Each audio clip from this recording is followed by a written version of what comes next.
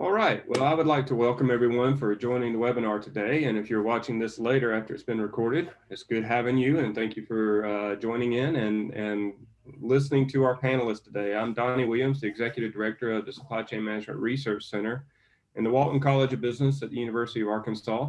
And I'm excited that we are partnering with the Arkansas World Trade Center at the University of Arkansas to put on this webinar series on what it's like to operate in a global market, particularly currently as we look at the impact that COVID-19 has had on global markets and what it looks like to manage our supply chains across the global network. This particular webinar series is tailored towards helping our small and medium-sized businesses learning from some of the lessons that our large corporate partners have learned through these events. And I'm excited today that John Kent, who's a clinical professor of supply chain management in the Walton College, and also he's the director of our supply chain initiatives for China in the Supply Chain Management Research Center. And so, John, I'm going to turn it over to you. Thank you for facilitating this discussion. You can introduce our panelists, and we're looking forward to learning a great deal today. Thank you for the introduction, Donnie. Just to add a little bit more perspective for myself, and then we'll go through introductions for Molly and Bill. Back many years ago, I guess it was the early 90s, I worked for Sealand Service. At the time was an international container ship company, one of actually the largest for a little while. So that provides me some perspective on the ocean side. And in that role, in my role at Sealand, I was responsible for inland transportation systems. So the dispatch systems for truck and rail in the United States.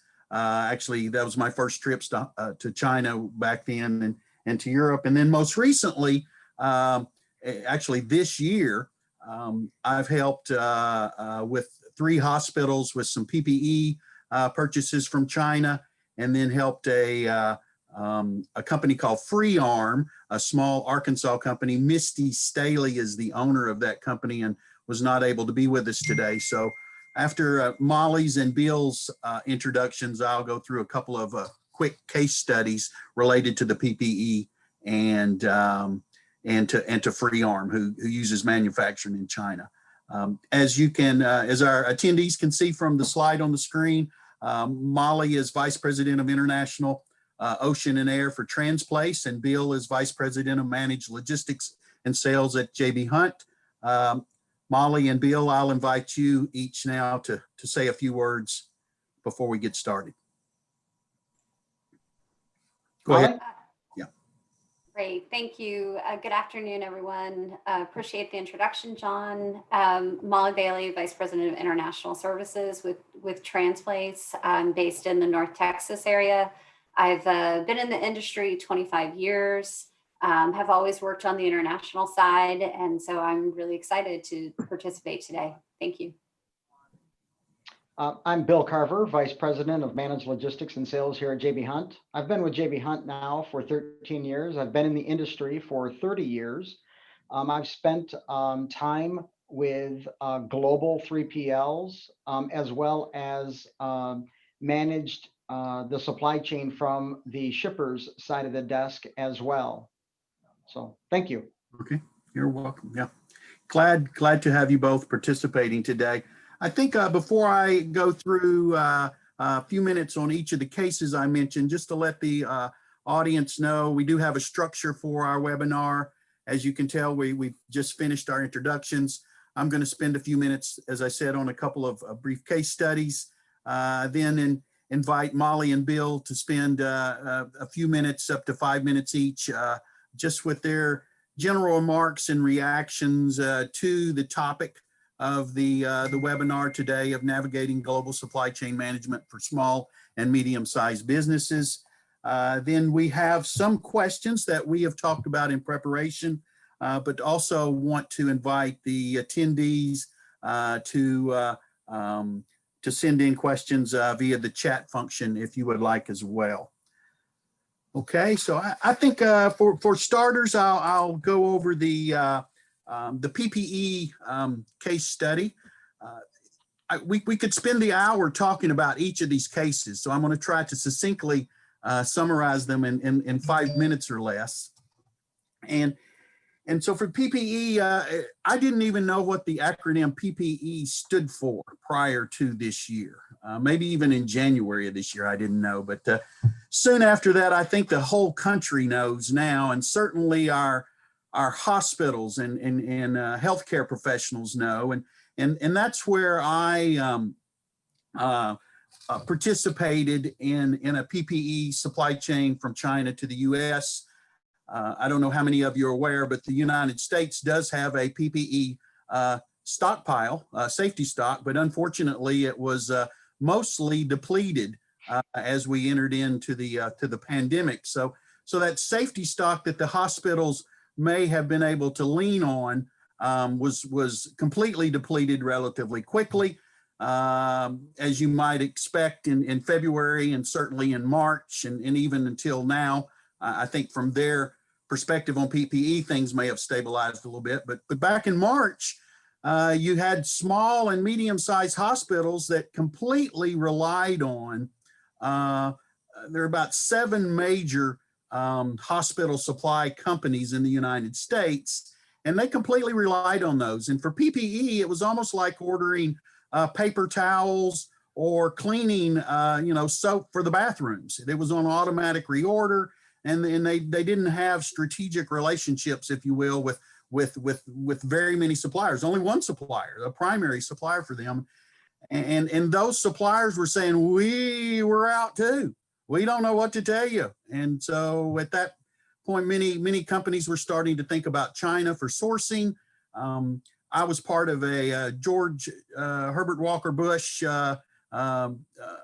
China Foundation WeChat group that was looking at PPE, and there were 60 or so suppliers that had shown up in this group that we had, and the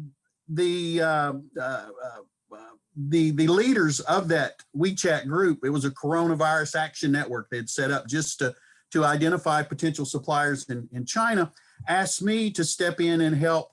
Okay, we found these 60 suppliers, help us get their products to the hospitals that need it in the U.S. And we had 3 hospitals that one in Missouri, Hospital Systems, and 2 in Texas that Supply Chain Management Research Center in Walton ended up working with. And the hospital in Missouri at least had ordered from China before, so they had a clue. The 2 in Texas had never ordered from China before. And as I said, all 3 were very much, from a PPE perspective, used to regular, just automatic reorders in their system. So I thought, okay, we have these 60 suppliers. We just need to get some orders and let the suppliers know. And come to find out, none of the suppliers had been qualified. They were just names that different people knew of that were in this group. So one of the things I want to stress here in this particular, the PPE case study, is supplier qualification. So if you're a large business, any business is going to look for suppliers in the United States or China or anywhere, you need to qualify those suppliers, and that can be quite a labor-intensive process in and of itself, especially if it's in another country. And in this case, it was in China. There was no connection to any professional supply chain management, logistics, transportation companies for these 3 hospitals in China. So we established, just based on previous contacts, established contact with a gentleman in Shanghai that's lived. He's in America. Actually, he was a Marine in the Vietnam War, and he was a Chinese translator. And he found himself the last 30 years living in Shanghai and working in the auto parts business. And I had met him a couple of years ago anyway. He ended up helping us identify a trading company. So I mentioned one thing is qualifying suppliers. So if you're interested in identifying new suppliers, you need to think about that process. And the next is the whole money part. How do you get the money from the U.S. to China, and how does that get distributed to the different suppliers. Between the 3 hospitals we worked with, we ordered over $1 million worth of masks. We thought we had ordered, or we knew we ordered N95s, and throughout the process, I won't spend any time on this, but that ended up being switched to KN95s, and we ordered the face shields, and then we ordered the blue rectangular surgical masks that many of us have become familiar with. So very few number of products. Actually, we only had to qualify. Of the 60 suppliers were identified, only ended up using 4 of them, but we had to prepay. I shouldn't say we, the hospitals, not the US government, not FEMA, but the hospitals had to prepay this $1 million. So the Treasury Department was involved, the banks were involved. There were just many aspects, and these were all brand new connections and relationships that we set up. And then I want to finish this case study on transportation. So a trading company to facilitate the funds and to help with, in our case, helped with the qualifying the suppliers. Well, we priced in air freight for everything. We thought we're just going to air freight everything. Well, air freight more than quadrupled. I think a lot more. Anyway, I don't have the math on the top of my head, but I see Molly smiling. Molly, think about March of this year in air freight out of China, if you could get it. So we had budgeted air freight, and lo and behold, the trading company came back and said, oh no, this isn't near enough money. We didn't put enough money in the budget for air freight. And the hospitals were going, well, we're not sending you any more money. So how can we trade masks that we've already paid for and air freight now that's more expensive? Let's trade masks for freight. And we were going through all of that for weeks. And we ended up switching over to ocean for the vast majority of the products that were ordered. Some came air freight in the beginning, but then, as I like to think, as smart logisticians, we started staging things and getting some in air freight, smaller quantities, and ultimately ended up receiving the vast majority of that of the purchases that were made in April via ocean.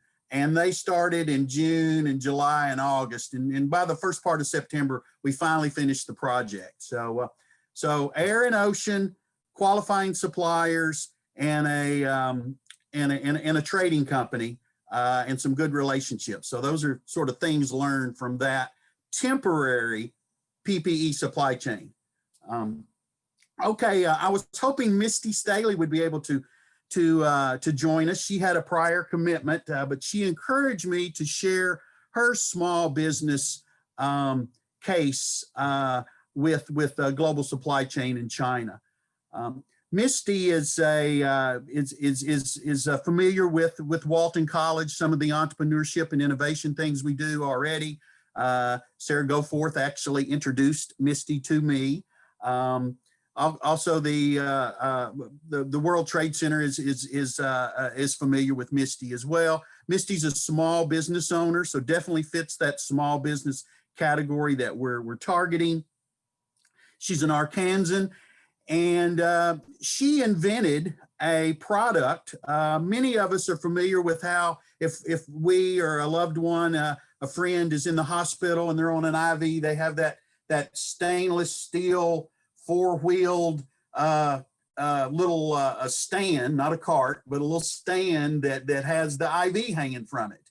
And so imagine if you have a small child and you need IV, or you need other types of liquids, maybe not intravenously, but just into the mouth, administered, and having one of those and going around the mall or even around your house. And so Misty had a child that was in that situation and knew that was not a good solution. So they invented, they call their company Free Arm. And it's essentially one of those stands, but in a much more residential, take home, travel with you kind of clamp onto a table, clamp onto a stroller kind of a product. So that's the product that Misty invented. And Misty, over the 2019, worked with multiple manufacturers in the Guangdong province in China. So in South China, Shenzhen, Guangzhou area.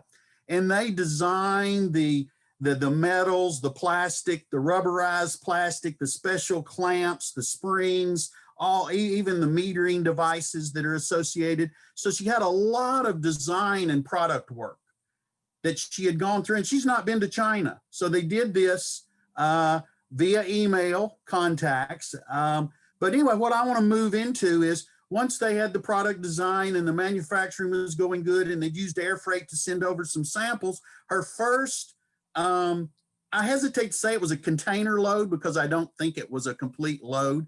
That's one of the things I want our attendees to hear today is there's less than container load shipments and they're full container load shipments, similar to LTL and truckload for truck transportation. And so Misty had this less than container load of shipment, and Misty had no idea. She just knew she needed to deliver to her home in Arkansas. And so the manufacturer, oh, we can help with that. We've got a local company here that can do door to door. And Misty said, oh, that's great. And this was all before I ever met Misty. Actually, I want to say the door to door again related to the PPE because that's what we ended up doing. And as we get into our conversations with Bill and Molly, there may be some things we could do separately, but then we have to take on as a business owner the responsibility for managing those pieces. But anyway, bottom line, I was introduced to Misty because Misty was being told by her Chinese manufacturer, whose friend, our local trucking company, was managing the door-to-door international shipment, that her products were lost and they didn't know where they were. Misty's like, oh, wow. And, you know, put yourself back in March, April timeframe, the whole geopolitical that's going on, the all the, you know, the COVID that's going on, and the finger pointings and the stereotypes that are associated. So Misty started to question the trust between Wendy, who is the English name of her contact at the manufacturer. And, you know, she didn't know if her container fell off of a ship, was lost in China, or where it was. But so that's when I entered the equation. And the good news is it was in the United States the whole time. And one of the first things I did was found out what the container company was, what the container number was, the ocean container company, and called them. And yes, it was delivered, and FedEx picked it up. And there's a FedEx tracking number. And so the really good news is FedEx lost it. But FedEx is a US company that can handle claims. And I don't think Misty has received them yet because she hasn't told me. But we found the products. They're in Seattle. They were supposed to be in Los Angeles. Some way they were confused when that consolidated LTL shipment was taken apart, and each of the parts went to where they were supposed to go, except for Misty's part. So the good news is FedEx found it. She received the company in China wanted to help so much. They sent her some other products, not even knowing if these would be found. And so I'm going to stop there. I hadn't watched my time, but I'm probably over. And now I want to turn it over. Bill, since Molly went first for the introductions, maybe if you'll take a few minutes. What we have on our list is just sort of based on our topic for today, some general thoughts and your perspective. I think we want to hold off on your product price question till a little bit later. And the same, Molly, when Bill finishes for you, we'll hold off on your sort of perspective on the micro aspect of your small and medium-sized customers to a little bit later, and maybe give your just broader introductory comments to our topic for today, and then we'll get into details in a few minutes. You're on mute. Sorry about that. So thanks, John. Appreciate that. You know, when you look at the overall landscape of companies that import product to the U.S., you don't have to go back that far. You know, if I go all the way back to 2000, probably the top 300 Fortune 500 companies were importing product. And today, 85% of the manufacturers in the US have a raw material or finished good that comes in from China. And so the landscape has really changed, especially with the e-commerce. And essentially it's I want my product now. I click it and then I want it to be delivered straight to my door as soon as possible. And so it's really changed the landscape. Also from a steamship line standpoint, I'm going to date myself a little bit. So if you go back to 2010 and you look at the landscape of the industry, Maersk went out and really changed the market. They dropped the pricing to what I would define as an unprofitable level. And they did that for 7 to 8 years. They forced, at that point in time, there were about 25 to 30 steamship lines out there. And they really forced all steamship lines, if they were going to compete in that market, to really lose money over a 7 to 8 year time period. And so today you look at that landscape, there's probably 14 to 16 steamship lines out there. And of that, they're all part of these alliances now. So there's 3 different alliances, and these steamship lines now vessel share, they port share. And so it's really changed the dynamics of how importers can bring in product. When you look at your one story of I'm bringing in my product, I've lost it, I don't know where it's at. To your point, I think it's super important that you understand your supplier, who your supplier is actually utilizing. That information is absolutely available, and so for you to gain visibility of that. And so I'll pause and I won't go any deeper there, John, and I'll pass it over to Molly to get her opening comments. Thanks, Bill. So I all really good points. I think listening to both your comments as well as John's, to me, the one thing that stands out, if you're a new importer to this industry, flexibility is key, and expect the unexpected, right? And so the industry has, to Bill's point, it's morphed a lot in the last 10 years. And then in the last 9 months, 10 months since COVID was started shutting down economies around the globe, the whole international logistics landscape has really kind of flipped upside down. So I would say for importers, exporters, new international shippers that are entering the marketplace, you have to really be abreast of what's going on internationally. You've got to understand what are potential pitfalls. And so, John talked about, there's the opportunity that your freight could get lost. Do you have insurance for your freight?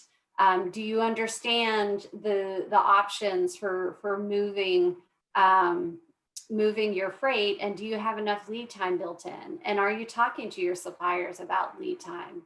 So those are all really practical things that even before the freight starts moving, you need to consider in negotiating your purchasing agreement with suppliers overseas. And then, you may have plan A, which would be great to, you received air freight pricing in December of 2019. You built that into your landed cost. And then all of a sudden the pandemic hit. And to John's point, air freight went from, $5 a kilo to $15 a kilo. And so you've got to have a backup plan. It doesn't make sense to import product that is going to cost you more than what you can sell it for here in the States. And so just, and I would also say partner. You shouldn't do this alone. This venue is awesome for sharing information, and you should definitely align with trusted partners that you can, it can be colleagues that are doing the same thing that you're doing, but make sure that you just have a network that you can talk about what's going on in the industry. What people like Bill and I, we're constantly, negotiating with carriers, but we're also going out and talking with our networks to make sure that, okay, a carrier is telling me this. Are you guys hearing the same thing? So you want that network to be able to validate and bounce things off of. And it's just been such a crazy year. So just understanding the dynamics and what's achievable. And the other thing right now to take into consideration is just, again, if you receive pricing, even during the summer, things were kind of starting to build. Pricing we saw in June and July is very different than what we're seeing now in October and November. And so you just constantly got to reevaluate, get updated pricing, make sure that you understand if something doesn't ship until the end of December, the pricing that you're receiving right now is probably not going to be valid and going to need to be requoted. So fact checking, ensuring that you understand quote validity, ensuring that your suppliers, things may have changed with them. They may have told you lead time for the production of whatever you were trying to import was 6 weeks, and now it's doubled because there's so much demand. There are other things, there are other customers they're working with. So those are just kind of a bunch of variable factors that you constantly want to be taking into consideration as you go down this international sourcing route. And I'm going to pause there, John. Okay. Yeah. And I think I'm going to move into one of our other questions other than the two that I had initially mentioned. We'll get back to those. But because of the comments that Bill, that you and Molly made, especially there at the end that Molly was talking about, and you need to be, have the pulse of the pricing. The pulse of pricing. Well, if you start getting into the pricing on the ground in the foreign country, the pricing of the water or the air or both, the pricing of the ground in the U.S. And I've simplified that a little bit. There could be multiple of each of those, and for a small or medium-sized company, I don't think there's the enough heads in that company, enough intellectual capital to do that. If I look at the two cases I shared, if I look at Misty Staley, she's focused on her product. She's focused on her customer. She's focused on a high quality product. And she's priced that product to have it made in the US and realizes it's a big difference. It's a lot less expensive in China still. So she went that path. And then they were using air freight to get their samples sent over. Okay, yes, that looks good. And really weren't even thinking, oh, air freight just sent it. Yeah, it was here. It did show up in a FedEx envelope or a box. But then it came time to order that first shipment. And when she heard Wendy, who is her primary contact at the manufacturing company in China, say, yes, we'll handle the door-to-door shipment for you. Well, that's wonderful. That is wonderful because I don't even know where to begin. And that's part of the reason we're having this call. So are there, and now let me contrast that to a Walmart. And a Walmart has a brigade of people that are focusing on this. And they have set up import, and now they're using them for export too. I learned just in prepping for this call or this meeting. So they have strategically set up import locations because they know they need those around the country. Well, a small company's not going to do that. And so how do you balance that? Are there, the way I worded it in our notes, are there co-ops or consolidators or deconsolidators? Are there even speak, selfishly from a Hunt and a Transplay standpoint, what can you do? And what are some of the services that are provided to help someone not have to just rely on this, professor that's doing this volunteer work, but to strategically integrate that aspect into your company without hiring one or two or three of our supply chain students, Donnie, or, so certainly we want to help with that, but I'll be quiet now. And Bill, your and Molly's sort of take on how do you put that puzzle together when you're thinking door-to-door answers it all, but maybe it doesn't. Yeah. So, John, if as a small to medium-sized company out there, and I'll speak in terms of sales revenue instead of transportation spend, because there's a percent of sales that just a general mathematical equation that I'm doing to get to where I'm going. But if you think about the sales revenue of a company, anything from that $30 to $50 million or less, you really need to work with your supplier on a landed basis. And I say that because they really don't have any market leverage, nor do they have any brand leverage inside of importing their product. And so, from an Incoterm standpoint, DDU or DDP, delivery duty unpaid or delivery duty paid, inside of that environment is probably the best way to manage the process, because you simply just don't have, to your point, all the people and the knowledge. I will say from a forwarder / customs broker. So, there's a saying, most people date their forwarder and they marry their customs broker. I say that because you absolutely need to be completely aligned with your customs broker. They're the ones that will protect you inside of this endeavor.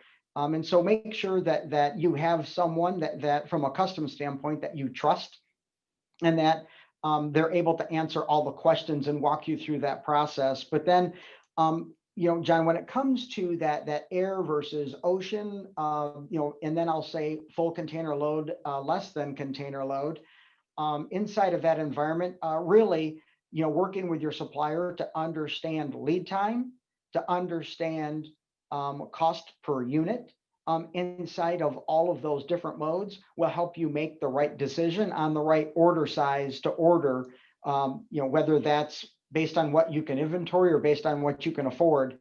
And I will say, inside of a less than container load, the steamship lines typically will partner with deconsolidators on the coast. And so those containers will come into the port, they will dray them over to the deconsolidators, where they take off many people's product into these deconsolidators, and then they will load them onto LTL carriers, less than truckload carriers, then that will deliver it ultimately to your door.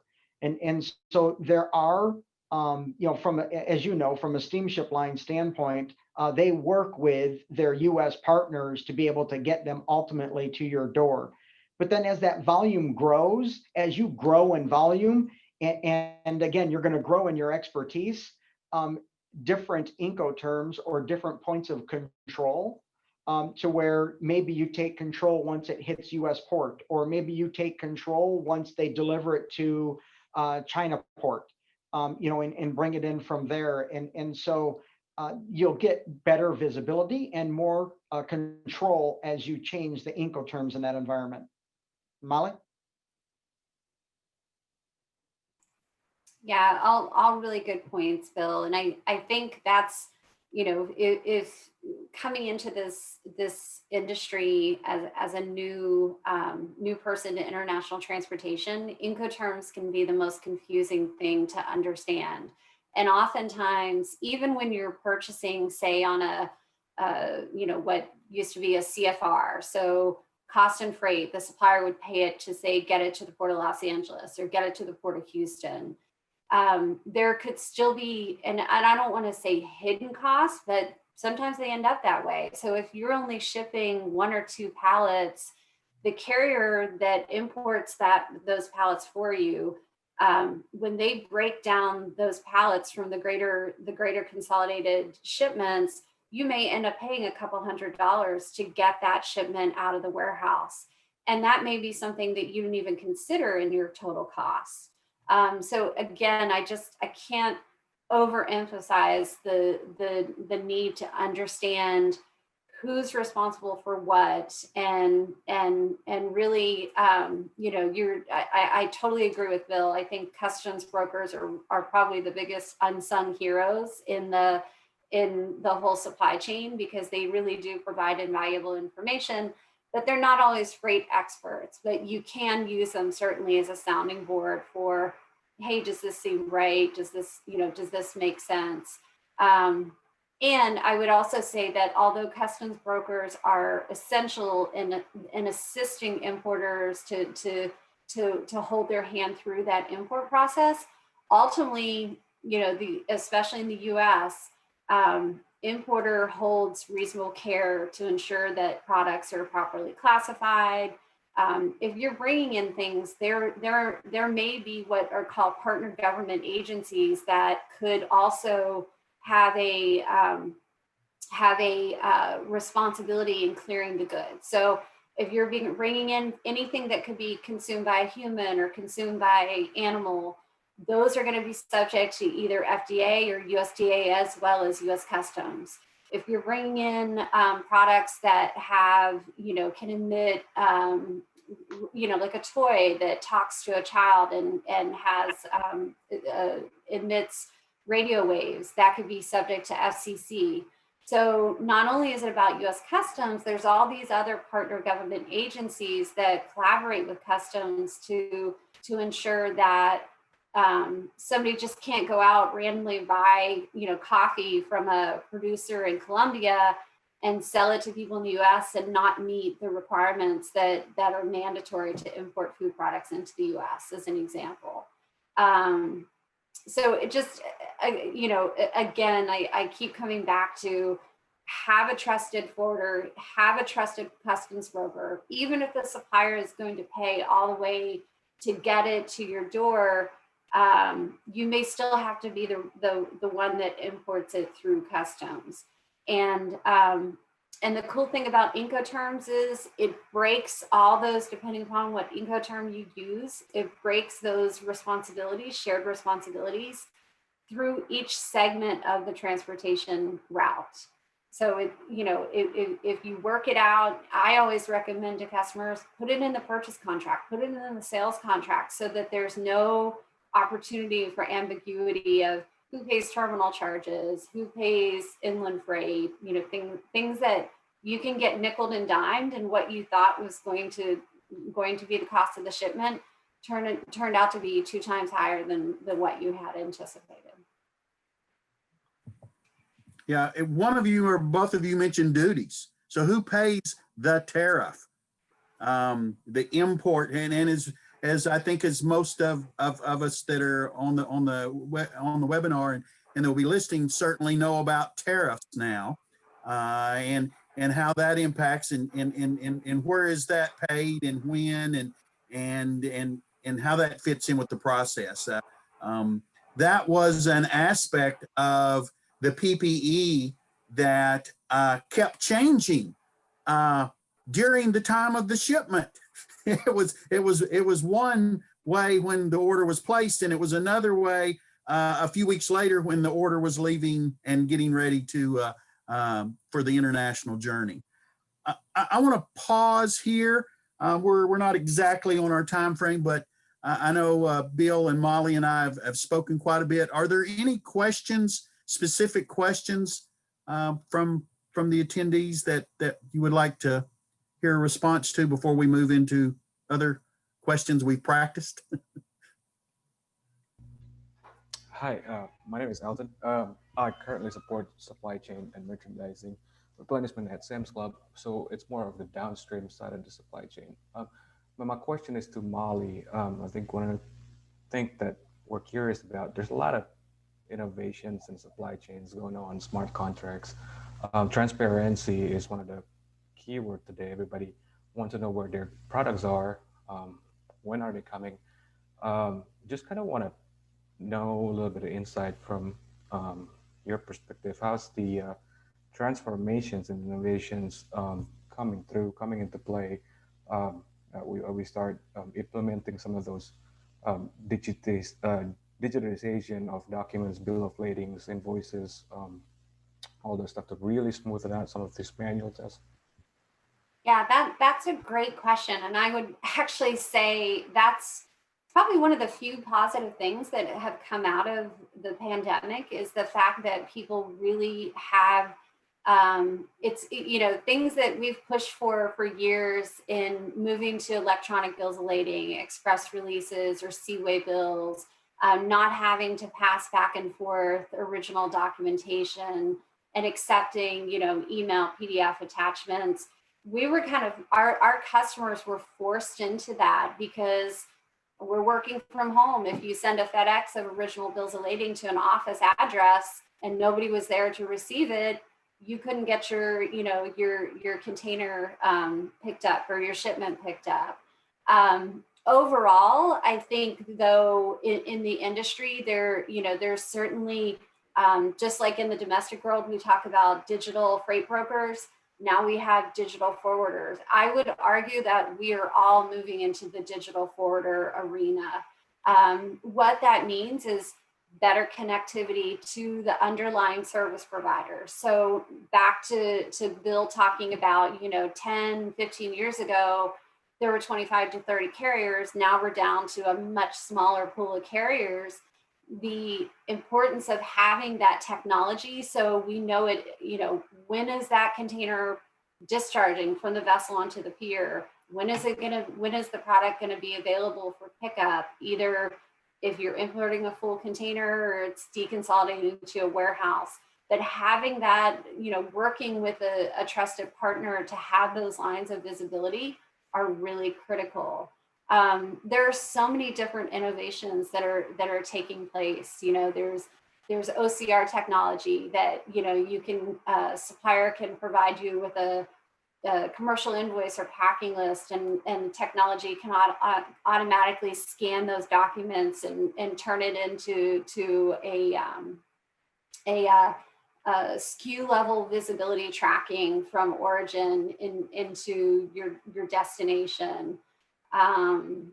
Even customs, everything we do, gosh, I remember 25 years ago, we were running documents down to customs for them to sign off. All of that's done electronically now. Customs has the DIS, the documentation imaging system. So when customs asks for documents, they're, unless it's maybe quota or something really, really unusual, everything is being passed electronically. That's the good part about the US. The bad part is there are still, if you're exporting out of the US, if you're going to Brazil, you still got to present original. If you're a shipper here in the States shipping to Brazil, you're most likely still going to have to provide original documentation to that Brazilian consulate. So, one, you have to be aware of which direction are you going. I would say the US leads the world and very much in parallel with a lot of countries in Europe, a lot of countries in Asia that have all accepted this digitalization. But there are pockets where, you still have old school documents, you still have to deal with very bureaucratic customs procedures. So again, just work with your network, your forwarders, different government agencies to understand what's required.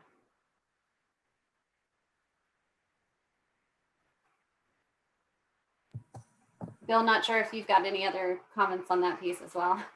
Yeah, I agree. Well said. Even from a U.S. side, from a domestic, even at JB Hunt here, we've migrated towards electronic bills of lading for pickup and delivery as well, and so that's transitioned all the way to door in the way that providers interact. The one thing that when Molly talked about bringing the product in within the customs broker, and I realize that there's a lot that has shifted from a digital standpoint, but you also have to keep in mind that your customs broker, if your product goes on any sort of customs hold, that your broker is able to hold your hand through that process should any further documentation be necessary for customs to be able to see as well. Any other questions from attendees? Okay. I think Bill and Molly, Bill, to summarize what we talked about on our prep call last week, the price of the end good to the end consumer may not reflect the supply chain cost. And it's been mentioned already in our webinar, you certainly don't want to import something and have more in it than you're selling it for. So tie in that consideration with the terms of sale, which you've already mentioned a bit as well. Yeah. So, John, one of the things, as Molly talked about this, that if you go back and look at your pricing of what you were paying for, 30, 60 days ago, and you go and you look at the pricing today, that pricing might not be relevant to what you're importing on, and and I understand, like, from and I'll call it a Sam's Club standpoint, in the volume that you're importing there. Obviously, a lot of that is locked under contract, and in those types of volumes, it's a very different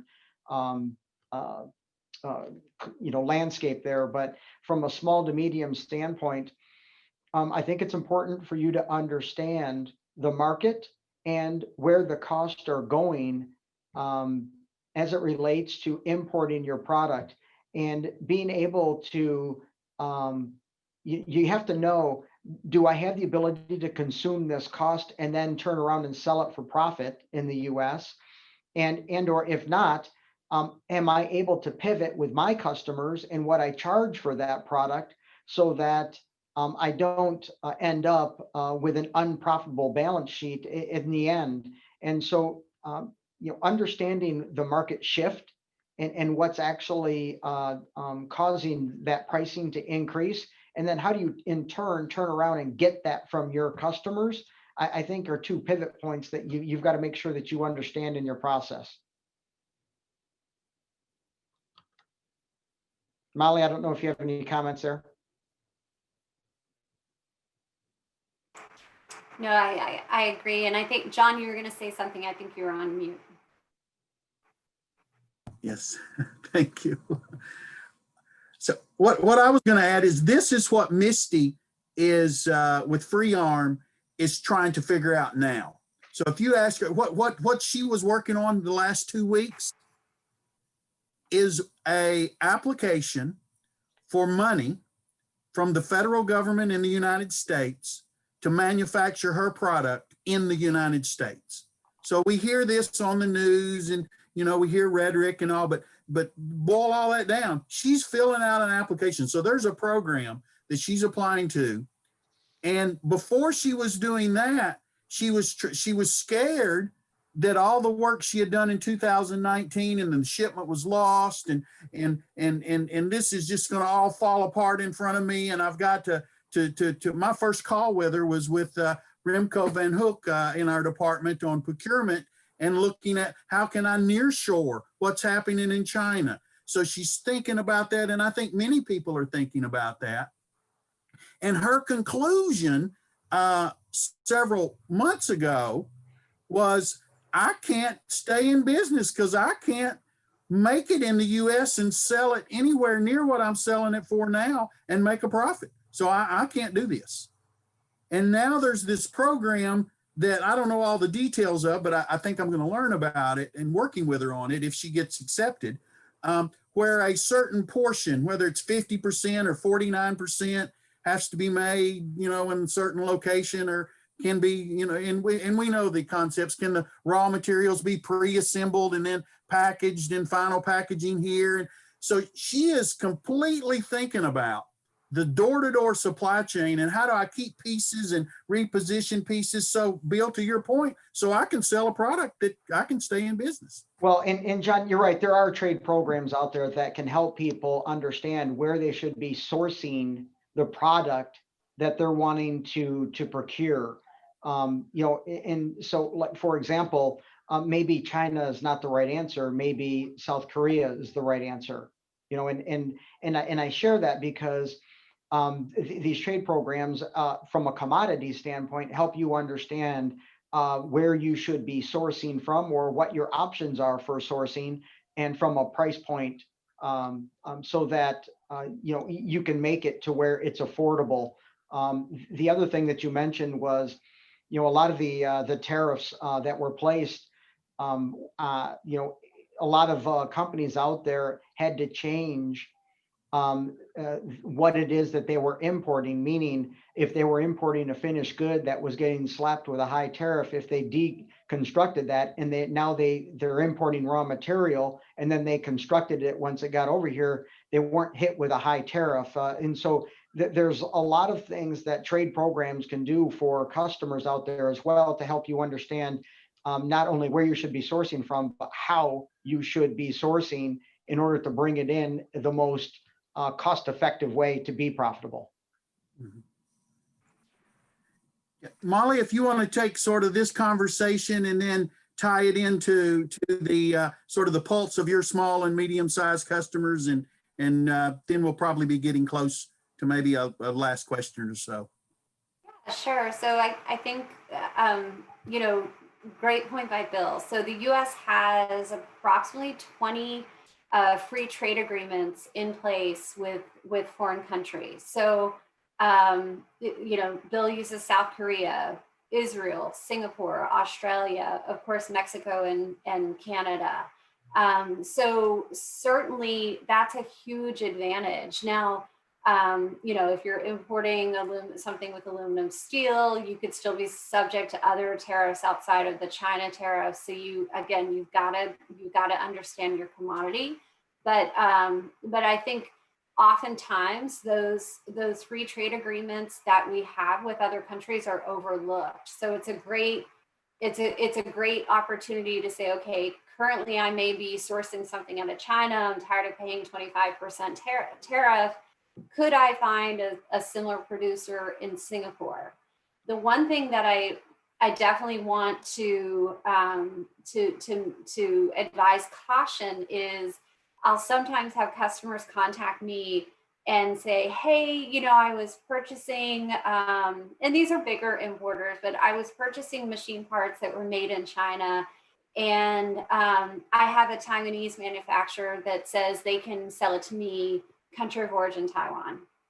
And I will say to them, be very careful. Taiwan is no longer a big manufacturing company.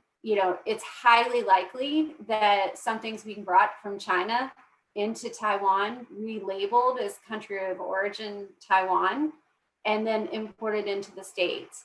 And customs knows about this. Singapore is another big relabeling area. So customs is actively looking for those types of workarounds, shall we say, to U.S. customs law. So, what when I had my customer tell me that, this Taiwanese manufacturer was insisting that the product was manufactured in Taiwan, I said, get a manufacturer's affidavit, get your documentation in place, because you never know when customs is going to ask for, boy, this seems really suspicious. You were importing this product from China for the last 2 years, and now all of a sudden, after tariffs, you are importing the same product with country of origin Taiwan, and you no longer have to pay Section 301 tariffs.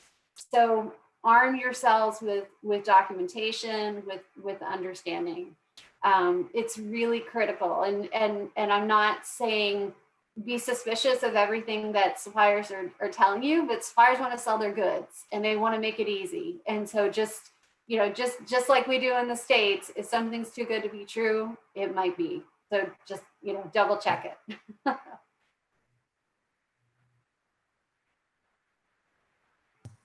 Anything to add, Molly, on and I think you've probably woven it in already, but on the question of sort of the pulse of, what's happening today, day in the life of Molly, the last 7 days. Yeah, I'm aging 10 years every day, I feel like. Well, you don't look like it. So. Oh, well, thanks. It's stressful. It's a stressful time to be doing international trade. I have, so the situation now is that essentially the pandemic has just caused this huge imbalance between carriers and equipment and vessels. And so, I've got customers that import tens of thousands of containers a year into the US.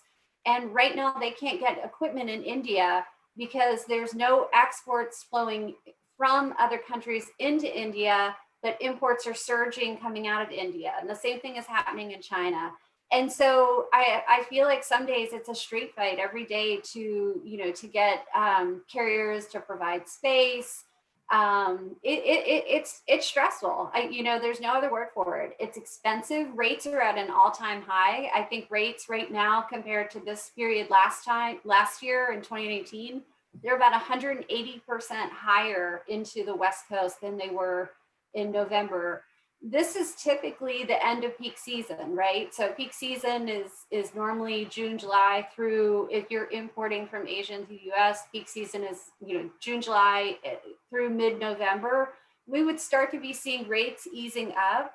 We're not seeing that at all with this shift to e-commerce and the fact that so much is being purchased online, and then a lot of companies allow their inventories to get really low. What we're hearing from different sources is that this peak and this really high level of freight charges may continue through Chinese New Year, which is the beginning of February. That's unprecedented. That just, I've been in this industry 25 years. I've never seen the situation I'm seeing right now.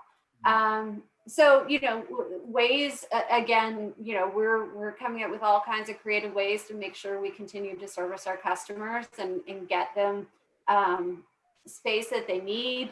If you're a small customer, definitely take advantage of consolidated services. That's a great way to be able to, to ship a couple of pallets or, several cartons with other customers' freight and take advantage. Avoid air freight as much as you can, unless the cost of, the value of your goods justifies that.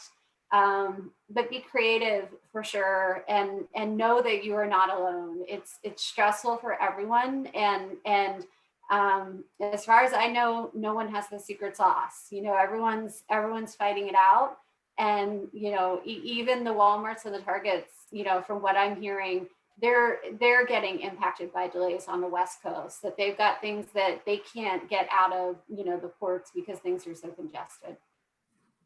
Yep, and coming out of the ports, Molly, you mentioned the record volumes. Well, that all parlays domestically. All the rails, U.S. railroads are full. Container capacity is sold out, and so which means that a lot of the trucking capacity out there has converted from regional to long haul in order to accommodate the fact that they can't get any container capacity. And so a lot of the times when you look at less than truckload, LTL, we always think of that as unlimited capacity, meaning it's always going to move. Well, guess what? Now LTL carriers are constrained. Molly mentioned e-commerce. E-commerce has absolutely flooded that market and actually have almost gridlocked LTL carriers to where LTL carriers will stop picking up, for example, during, I'll call it Amazon days, or, Black Friday deals, and it will absolutely, that surge in volume will gridlock supply chains, and there's nowhere to get a relief. There's no relief. And so you got truckload capacity that's capped, intermodal capacity that's capped, LTL capacity is capped, which means delays. People are just going to have to wait. And you just need to make sure that you've got the right partners that are providing you the visibility that you need so that you can proactively manage expectations. Thank you, Bill, and thank you, Molly. Donnie, I'll turn it back over to you, or ask for questions, or how do we want to wrap up here? I want to ask one question just for Bill and Molly right now for our small and medium sized business owners. So obviously the environment that you guys just talked about means an incredibly challenging environment to navigate and manage right now for these small and medium sized business owners. What should they do? To work in this environment? What is step one, right? Because who do I talk to? Who do I engage with to help me navigate these waters? Because what I'm hearing you say is even for the large companies right now, it's a huge challenge. And so how can the small and medium-sized businesses even compete in this market right now?